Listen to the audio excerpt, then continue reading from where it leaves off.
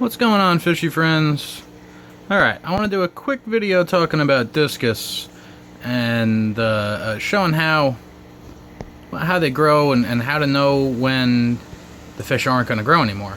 How to determine if a discus is stunted, and what people are talking about when they refer to getting good stock from good breeders. Basically the difference between a good discus and a crappy discus, because I unfortunately have them all. Let's see, let's go over here and look at my proven pair. These fish are, I'm going to guesstimate about a year old and about 5.5 to 6 inches from the tip of the tail there to the tip of the nose there, basically. I have not physically removed these fish from the water to measure them. That's about my best guess. These are definitely not the biggest discus in the world. They're definitely not the best discus in the world. They're the best discus I currently own. And you can see on both of them, they're pretty round. Their fins are erect and not clamped, which is always a good sign. Clamped fins, especially on a discus, is usually a sign of stress or illness. But a nice round shape and a good proportion of the eye size to the body.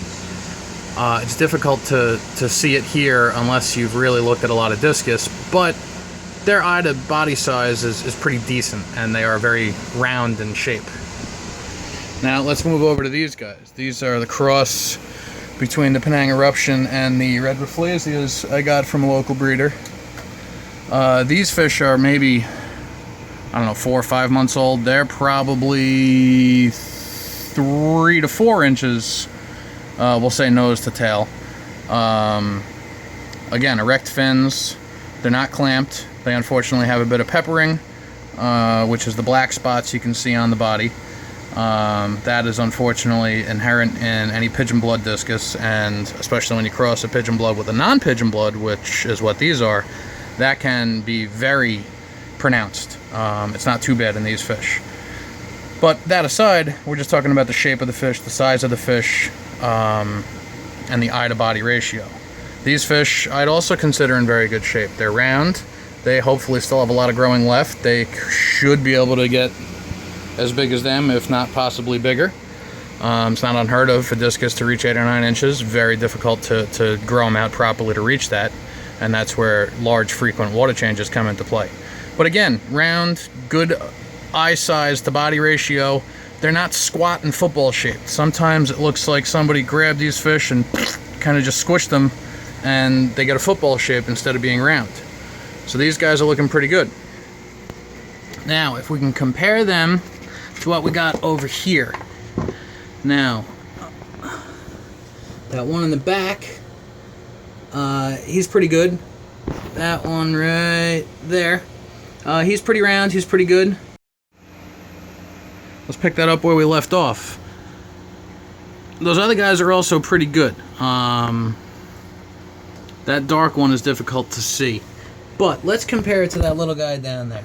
That little guy down there is not doing so well. He's definitely stunted. You can see how big his eye is. His eye has continued to grow and his body has not. I got him at the same time as I did that fish and that one. Look at how big that one is compared to even that little one there and then that smaller one there. Those fish have been in the same tank together. They've gotten the same feeding schedules, the same water change schedules. Obviously, something was inherently wrong with that smaller fish that is now stunted. Obviously, my water quality can't be to blame, otherwise the other fish wouldn't have grown as much as it did. The very dark one is from the same purchase as that super tiny one, the next one up from that, and that one there. That guy over there and that one there are from a different purchase. But 1, 2, 3, 4, I purchased all at the same time, at the same exact size and shape. They were all very tiny juveniles, maybe the size of a quarter or a $half. Maybe I'm underestimating. Maybe they were a little bigger than that. But the smallest one there, he's barely grown at all since I've had him for weeks now. As opposed to that guy there, who's difficult to see on his side. Not on his side now, but he's grown a pretty good amount. That guy is the second smallest, but he too has grown a lot. And that one there, same thing.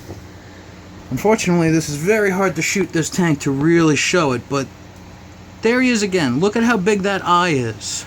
The eye has continued to grow and the body has not. That's what people talk about when they talk about eye to body size ratio in discus. I mean, he's round, his fins are erect, that's good, he's healthy, he's not sick, but chances are he's not going to grow much more than that. Look at those two side by side. You can see the difference. Again, same age. I purchased them at the same exact time, same exact feeding schedule, same exact water change schedule, and look at the difference in the fish. So that's just my quick little ramblings on how to talk about discus. Not how to talk about them, but how to rate them and get an idea of what a healthy discus is and a discus that has the potential to grow into something good. I wish I could show the fish in this tank a little better, but again, that's how much room I have between the wall and the tank. And all the way back there is an immersed plant setup I'm trying out now. So anyway, I hope that made sense to somebody. Hopefully that can help anyone looking to keep discus get an idea of what to look for. Now, those 4 that I'm talking about that are very different sizes, those are the only 4 discus I've ever purchased at my local fish store. This is exactly the reason why people who have kept discus forever frown upon buying them from any local fish stores. They just, most of them, don't seem to get healthy stock, and or breeders who don't want to cull their fish, but instead sell their less than desirable fish to a local fish store. That's why if you can find a local breeder, it's always worth talking to somebody who is breeding these fish and can talk about them and know about them. And it's probably worth paying shipping to go to some of the more reputable breeders out there. Kenny's Discus, Discus Hans, Chicago Discus, those are all very well-known names, and I've hardly ever heard anyone complain about them. Complaints are usually about cost more than anything else. They can be expensive, but you get what you pay for, right? Alright guys, that's about it for now. Enough of my ramblings, and I'll talk to you all again soon.